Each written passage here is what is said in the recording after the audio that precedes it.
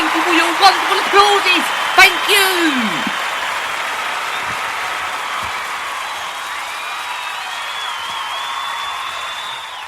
Such a kind audience you are. Welcome, good morning, welcome to the show. And of course, it is Tuesday, the 1st, yes, you heard me right, the 1st of December, which means only 25 days to go to Christmas Day.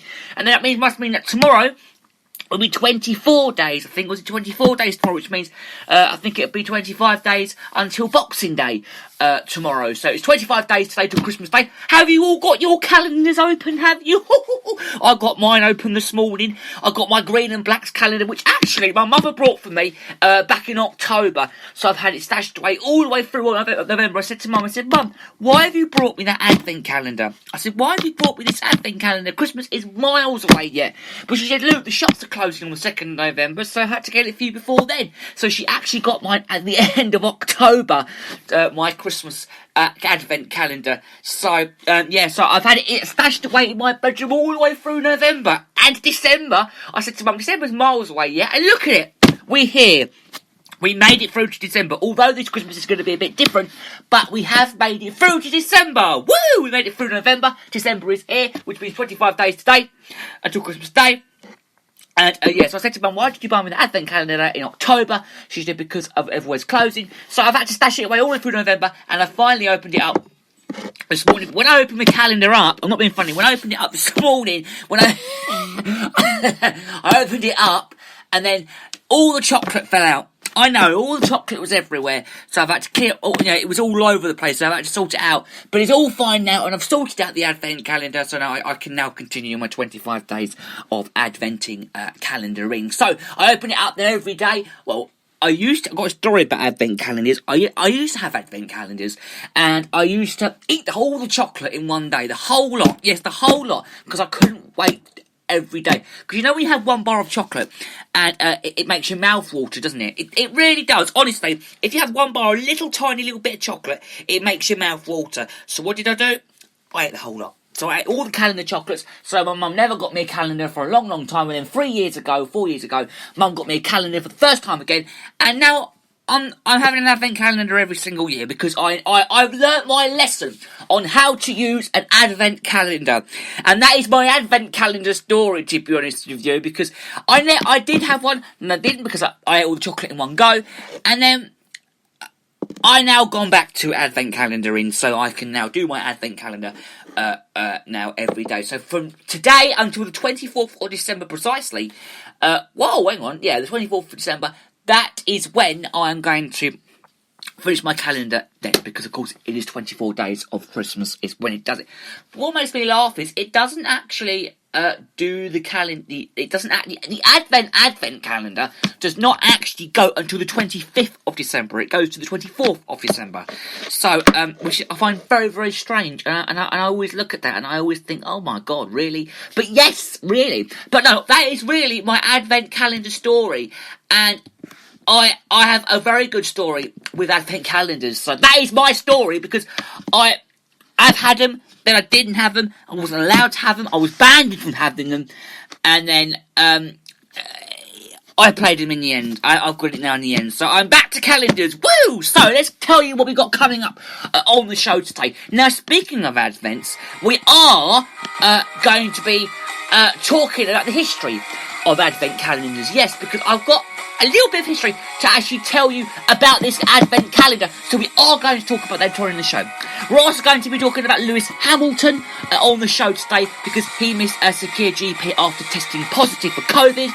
We'll cover that in a moment. And we're also going to be talking about Debenhams, which faces uncertain future as JD Sports quits rescue talks. So we are going to talk about that as well. And we're also going to be talking about the National Race, because it's not just Advent Day today. Did you know that? It's also Pie Day. I love pies.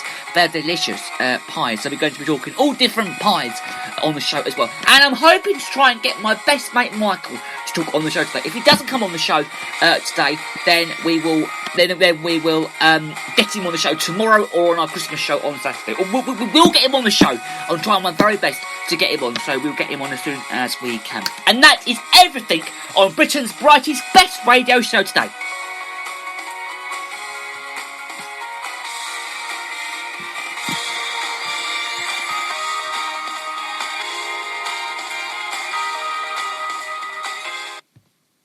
Okay, so we are now going to talk about this Debenhams, okay, because it is to face uncertain future. I mean, we spoke about shops yesterday, but we are now going to speak about Debenhams on the show, because that is basically facing uncertain future. It's basically going downhill a little bit there.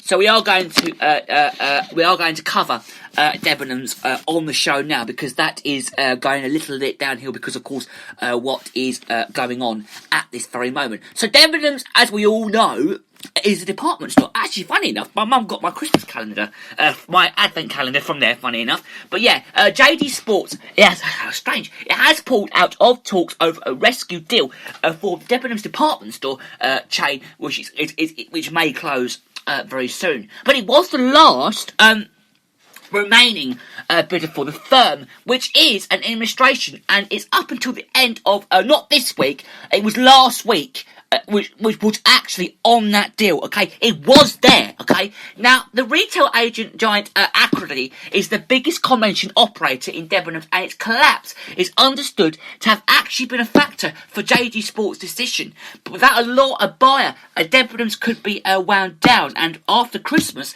it could face very big issues. Now, the company had already cut almost 6,500 jobs since May this year, because, of course, a lot of them were on furlough from Debenhams, and they've also got rid of lots of them as well. I mean, we all know that anyway. But the news is that it has collapsed in the administration after, of course, the pandemic, and it's also trading its further complicated matters. Now, the downfall is of the Accredital Group, which has been putting 13,000 jobs at risk. And I never actually knew that, to be honest with you. I never actually knew that. And 9,294 employees are on furlough as well. Our collectors brands such as Miss Selfridges and Dorothy Perkins. Now, we spoke about this on the show the other day. I think we spoke about this yesterday. They've all been, because we spoke about them opening 24/7, and now we're speaking about a 75 million of sales on those shops. So now, the chairman of Debenhams, Ian Cheshire, now he told a news programme that he felt desperately sorry for the thousands of employees who were worried about their jobs, and we are going to be keeping you updated on this story on this very show, and we will let you know more about this, because you've got to be so much faster, he said, and so much more online. I mean, what if what if people out there don't go online? I mean, like myself, I mean, I don't shop online. I've spoken about this before. I don't shop online, and neither will shop online unless I'm with my dad. He'll do it for me, or I'll show him what to do. But I can't do shopping online. I'm sorry. I mean, it's such a hard thing to do, isn't it? It's really, really hard. I look at this and I think to myself, come on. I mean, if you're old and you can't go out of the house, and you can't get your shopping, I mean, how are you going to shop online? It is a terribly hardest thing to do, even if you pay by cash and haven't got a bank card. Well, if you have got cash, then surely you have got a bank card. But I mean, it's hard, okay, shopping online, and I don't think it's a good idea.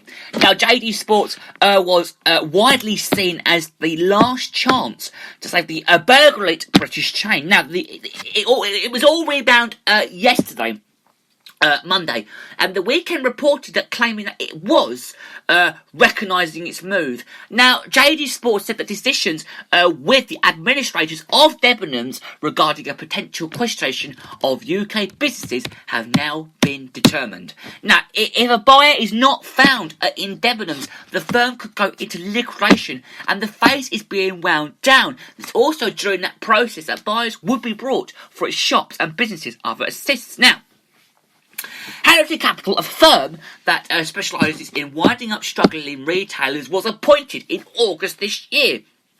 It also drew up contract and sheet plans. Now, Debenhams has said that at that time it was trading strongly, okay? Strongly was how far it was trading. Very, very strongly, okay? It was, because it was trading strongly back then, okay? It was. And it was issuing a stirring of profit warnings even before this pandemic hit us. In recent years, though, several big high streets have been naming struggle, including, of course, Thomas Cook, that went bust 2 years ago. Was it a year ago? No, a year ago. It went bust about a year ago, because I remember when it went bust, because my friend texted me on the day and said, "Oh, have you heard about," one of my other friends texted me and said, "Oh, have you heard about Thomas Cook?" I said, "Yeah, I know, it's gone bust." Terrible. But the adapt is to rise of online shopping and changing consumer habits. Now, we'll leave that story there for now because it's very, very interesting thing to talk about. So we will leave that there for now and come back to that story another time on this very show. So, we are now going to talk about Lewis Hamilton. Now, I know who Lewis Hamilton is because he was born and he was brought up and he went to a school in a town not just far from where I live. I mean, I just live up the road. Stevenage was the school that he went to, and Stevenage is really not very far from where I live in Buntingford. It's not very far. It's about a 20-minute journey down the 507. So, it's not very, and down the A1 as well. But it's not very far from here at all. But Lewis Hamilton has been tested positive for COVID-19. The news has broke. Yes, Lewis Hamilton has been tested positive. He's 35 years old. Okay, and his team Mercedes have said he woke up the other day with mild symptoms. This was yesterday, and he returned a positive result at a Efferent test, and again at a retest as well. Now, Lewis Hamilton has now been self-isolating. He won the Birmingham Grand Prix at the same circuit, just literally on Sunday just gone. But Mercedes has said a replacement will be named in due course. Now, apart from mild symptoms, though, he is otherwise fit and healthy and really well. And the entire team sent him the very best wishes for a swift recovery. Now, he clinched his record, acquiring the 7th world title, and it is at the Turkish Grand Prix on the 15th of November, which is last month. Now, Sunday's race was the first that he missed since I think it was his F1 debut back in 2007, and it was the season opening race, and it was in Australia. Okay, it was in Australia. He must return a negative test before returning to the paddock, and therefore there is a doubt of the final race of the season in Abu Dhabi, which is on the 13th of December. Mercedes says that Hamilton was tested 3 times last week, including on Sunday at the Birmingham International Circuit, and returned a negative result on each occasion. Now, they are as well as waking with mild symptoms on, I think it was Monday. It was yesterday, wasn't it? Yesterday was when he had the symptoms. And he was also informed that a contact prior is to arrive in Birmingham. And he also was tested positive as well. Really? Is that true? Blimey. But the third F1 driver is to also be tested positive for COVID the season following Sankhaled Bleslev and Lawrence Stroll. Now, Mercedes has not said, though, who will replace it at the Belgian reserve driver Stoffel Vanderlei, and the former McLaren F1 driver will also travel to Bahrain as planned after today's Formula E test in Valencia. Okay, so we'll leave that story there. Still to come in the show, I'm going to try and get my mate on the show to see if he wants to talk on the show. If not, because he will be on the show either tomorrow or at the weekend, so I will let you know. We're trying to get him on the show. It might not be today, it might be at the weekend, it might be tomorrow. We'll let you know about that. Still to come, we're going to be talking about the Advent Day and National Pie Day. And hopefully I'll try and get my mate on the show. So that is what we've got coming up on the show for the rest of the show today. And yeah, but I am trying to get him on, so I'm hoping to get him on the show. So this week, yesterday, that piece of news that came out. I mean, I read that piece of news, and I thought it was. I was actually really, really shocked. To be honest, I was really shocked when I heard that Lewis Hamilton has been tested positive for COVID. I mean, no one really knows, but that is what I have been told. I was told first thing this morning, as soon as I got into the studio, the first thing I got told was of that. But yeah, I woke up this morning, I opened my advent calendar, and I love it. So at first, I'm not really used to having advent calendars, because like I said earlier on, if I do it, then I'll eat the whole lot. So, so yeah, and I have done that many, many times, but to be honest, I don't really care if I eat the whole lot or not. They're only tiny little bars anyway. But, yeah. So I have been eating quite a bit of... So, yeah. Very, very good. So, music time now. We've got All I Want for Christmas. Is my 2 front teeth, which is what I always say. My dentist appointment is at 2:30. Get it? And